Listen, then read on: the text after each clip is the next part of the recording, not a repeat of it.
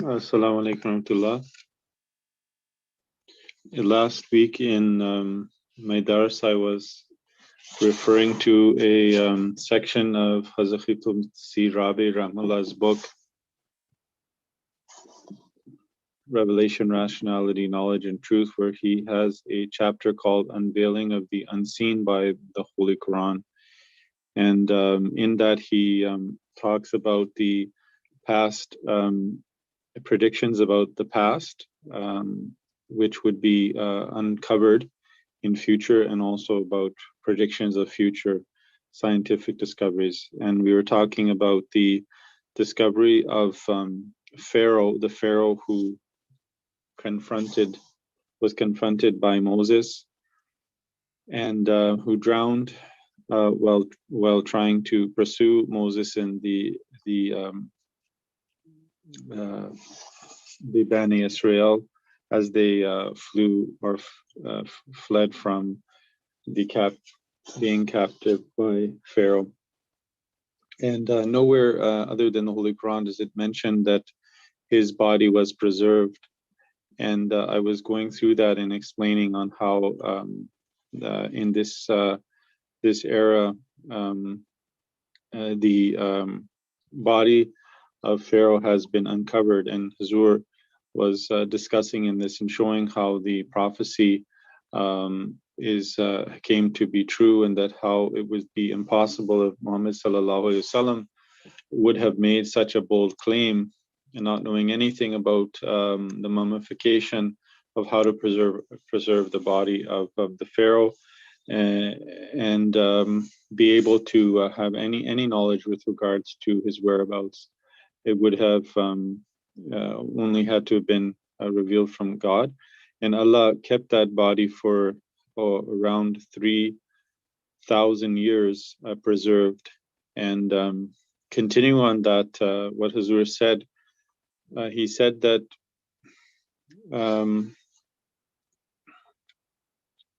it was many centuries after the revelation of the Quran that the earth began to throw up its secrets. The mummified bodies of all the pharaohs, which can claim to be the pharaohs of the time of Moses alayhi salam, have been retrieved. Whether it was Ramses II or another pharaoh, it is a question still debated. But the fact that one of the mummies recovered from the Valley of the Kings is that of the pharaoh who confronted Moses is no longer debatable. The only conclusion, therefore, one is left to draw is that against the verdict of the entire world history, it is the verdict of the Quranic revelation alone which is proved correct. So this day we will save thee in thy body alone. فَالْيَوْمَ نُنَجِّيكَ بِيَدَنِكَ. This is the verdict of the Quran, which has now become the verdict of world history. One possible meaning of this address by God to Pharaoh is that the time for saving his life was over, hence it would be only his dead body which would be saved. The other possible meaning would be that the time for the acceptance of his faith had expired, hence his soul would not be redeemed.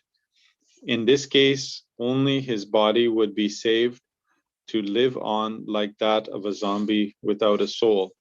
To our understanding, it is the latter meaning which is intended by the Quran. To support our inference further, we cite the Quranic style in which this episode is narrated. One particular interest is the expression, "We will save thee in thy body alone." Nunajjika bibadanika. Now Pharaoh was evidently concerned for his survival here on earth rather than the retrieval of his corpse.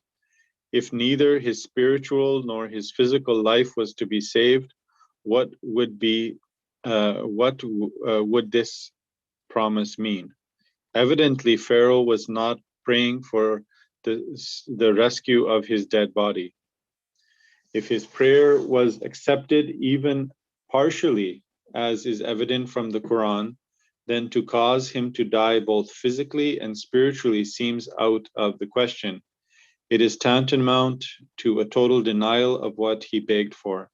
His profession of faith in God of Israel must have been made for fear of his life. Hence, it was justifiably rejected as meaningless. All that is promised is that only his body would be redeemed, but not his soul.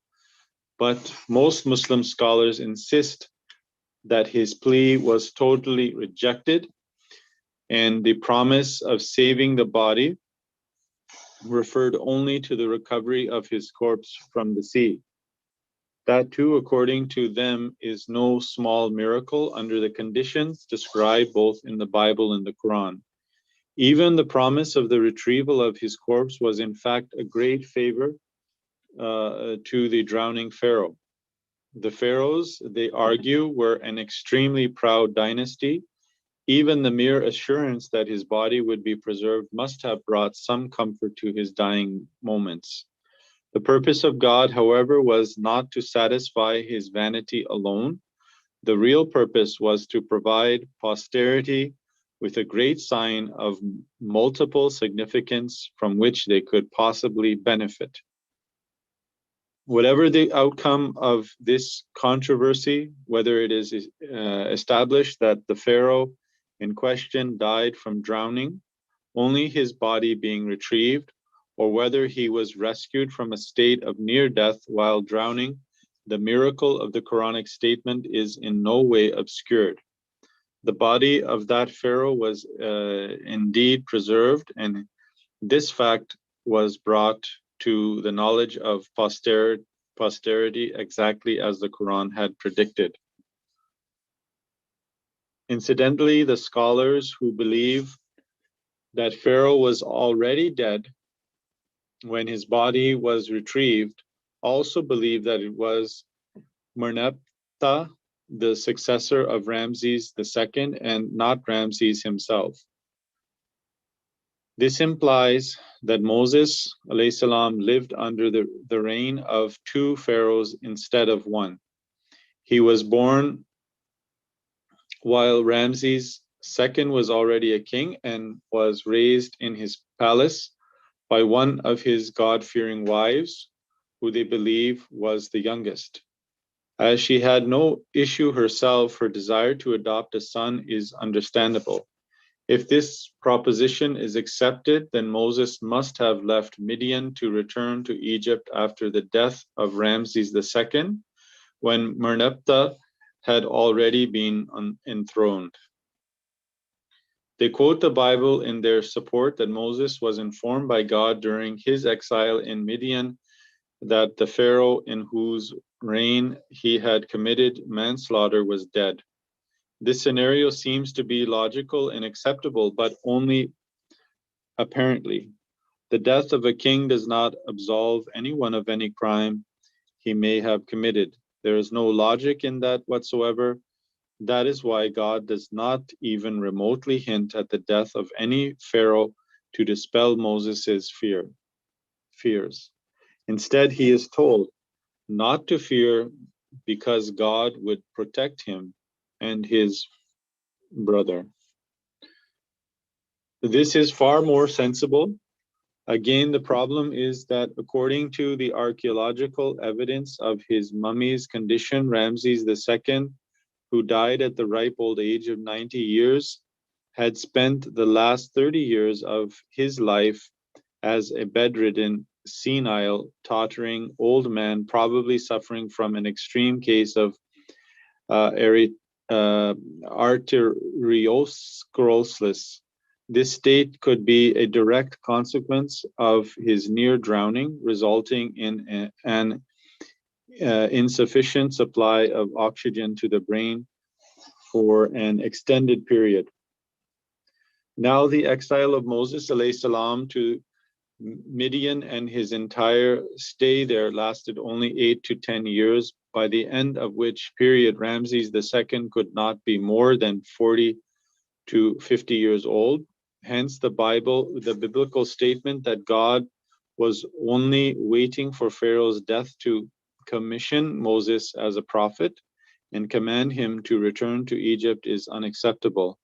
Incidentally, according to the Quran, the Pharaoh to whom Moses returned did accuse him of murder, but appeared to be hesitant to take action against him because of the divine signs which Moses had displayed. Evidently, his escape from punishment was certainly not due to the death of one Pharaoh and the enthronement of another. Again, the life of Moses and Aaron, peace be upon them both, after their return to Egypt is described by the Quran and the Bible as very eventful, and their confrontation with Pharaoh seems to draw out that it must have taken a decade or so to come to its final conclusion. All the signs narrated could not have been packed in the mere short space of a year or two. As against this, the historians estimate that the entire reign of Merneptah from the day of his crowning to the day of his death is reported to have lasted only 8 years or less. Moreover, history describes Merneptah as a warrior king who repeatedly attacked the Palestinians year after year, while both the Quran and the Bible are absolutely silent about the Pharaoh of Moses having carried out such expeditions into the land of Israelites. But this is not the place, perhaps, for a full in-depth discussion on the issue, nor is it necessary in any way to prove which of the two pharaohs, Ramses II or Merneptah, was the one who was the Pharaoh of the Exodus. As long as their mummies remained preserved, either of the two will always testify to the truth of the Quranic prophecy. Their names are of no real consequence. So I just wanted to, I was doing some more research on this, and I found an article in the Review of Religions, which has published a article which our Hazrat Khalifatul Masih, the second Hazrat Muslim Maud who wrote about the Pharaoh of Moses. He wrote this article in 1911, and the translation was published in the Review of Religions. And there's some interesting points within that. Just to give sort of historically a point or historical perspective at that time, because it was in 1898 when the Pharaoh under question in this article, which it was Merneptah, who they were focusing on as the main one which has been preserved and has been discovered, and then they published, or then after that, it was in 1907 when they finally verified that body of Pharaoh, or that embalmed body was definitely the Pharaoh Merneptah. And in 1 year after this article was published, there was the image of Pharaoh was properly taken, and then it was distributed. And Hazur mentions that while writing this article, which if anyone is interested in reading it, is quite in depth about the history of Pharaoh and the whole subject matter. And Hazur said that such a great sign that now we have with us. And the picture is so clear, and this is a proof of for us of our the truth of our faith, and it's a very faith inspiring to us that the sign has been revealed to the world. And Azur says that had I had a picture of Pharaoh with me at this time, then I would publish it along with this article. But anyhow, it was published along with the photo of Merneptah, the Pharaoh Merneptah, in this Review of Religions article. I just want to mention a few things that Hazur has mentioned in his article, which are of interest. It's a very long article, and it's very interesting But I just wanted to highlight some points of that just to add to this and then show the photo so you can sort of see historically that how in our time this came about, and how the history was evolving on this subject. And it's definitely a in our day, in our time, a very relevant subject, that being that the study of Egyptology and the Egyptians is well known by everyone. It's a part of the culture. It's influential in the culture, and something that is definitely a sign of our times. And it's very relevant, and that's why I chose actually to particularly spend some time on this prophecy from the Holy Quran, so that we could dig our teeth into it and really see what it's all about. So the thing which Hazur said is that, and I'll just quote from his article, he said that the body of Pharaoh was immaculately preserved by embalming it, and his face could easily be recognized. Many other signs which have been recorded in historical sources pertaining to this particular pharaoh matched with the body. Some of the newspapers also published his image. However, since we did not have it available to us, therefore it couldn't be published here.